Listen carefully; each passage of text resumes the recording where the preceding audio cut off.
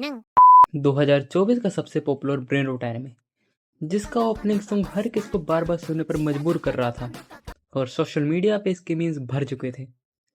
तो तुमने अब तक गैस कर लिया होगा। आज मैं बात करने वाला हूँ या मैं कहूँ माय डियर फ्रेंड नोकोटान की। यह एनिमे भले जितना भी फनी था मगर इसके सिर्फ एक एपिसोड ने पूरे एनिमे कम्युनिटी को हफ्ते के लिए ट्रॉमा में डाल दिया था। Episode number 11। अगर तुम्हें नहीं पता कि इस एपिसोड में क्या हुआ तो पूरी वीडियो देखो, तुम्हें पता लग जाएगा। और जिन लोगों ने यह एनिमे पूरा देखा है उन्हें पता होगा कि एपिसोड 12 में हमें यह बताया गया था कि ये सब एक प्रैंक था। आज मैं इसी टॉपिक पर एक थ्योरी लाया हूँ कि क्या हो अगर एपिसोड 12 रियल नहीं था और एनिमे असल में एपिसोड 11 पर ही खत्म हो गया था। और एपिसोड 12 में हमने जो भी देखा वो सिर्फ कोशितान की इमेजिनेशन थी। और अपनी थ्योरी को साबित करने के लिए मैं तुम्हें कुछ प्रूफ भी देने वाला हूँ।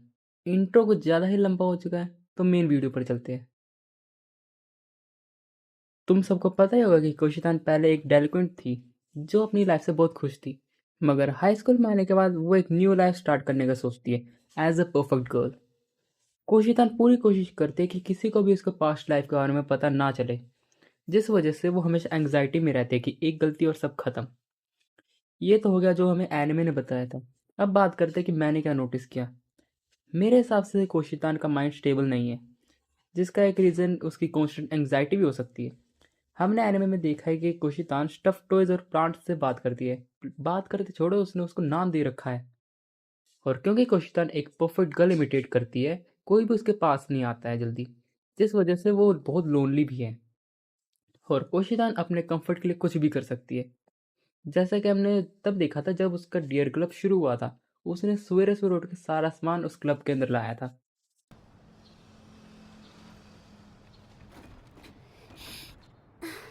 कोशितान से डायरेक्ट ऑपोजिट में आती है शिकानो को, जिसको दुनिया में किसी की फिक्र नहीं है कि कोई उसके बारे में क्या सोचता है या फिर कोई उसकी जान के पीछे ही लगा है। क्या हो अगर मैं कहूँ कि शिकानो को कोई स्टूडेंट नहीं थी बल्कि एक इल्यूजन था जो कि कोशितान के माइंड ने क्रिएट किया था उसकी परफेक्ट गर्ल इमिटेशन को तोड़ने के लिए। अगर तुमने पहला एपिसोड देखा है तो उसमें शिकानो को बिजली के तारों पर पहली बार कोशितान को मिलती है और शिकानो को खुद भी नहीं जानती कि वो वहाँ पहुंची कैसे। मगर अगले सीन में हम देखते हैं कि शिकानो को कोशितान की सारी बातें पता है, यहाँ तक कि उसकी बचपन की बातें भी। और अगर तुम्हें लग रहा है कि कोशितान ने ये बातें शिकानो को बताई होगी तो वो ऐसा कभी नहीं करेगी।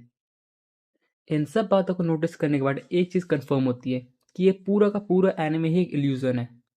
और सिर्फ एपिसोड 11 है जहाँ पर हमें रियलिटी दिखाई जाती है कि शिकानो को एग्जिस्ट नहीं करती और कोशितान की लाइफ में कोई एक्साइटमेंट या फिर कोई भी उत्साह वाली चीज़ नहीं है। あの子って誰ですか？え तुम्हें क्या लगता है कि ये थ्योरी कुछ सेंस बनाती है? तुम्हें क्या लगता है कि ये थ्योरी सेंस बनाती है? कमेंट में ज़रूर बताना। तब तक के लिए सायोनारा।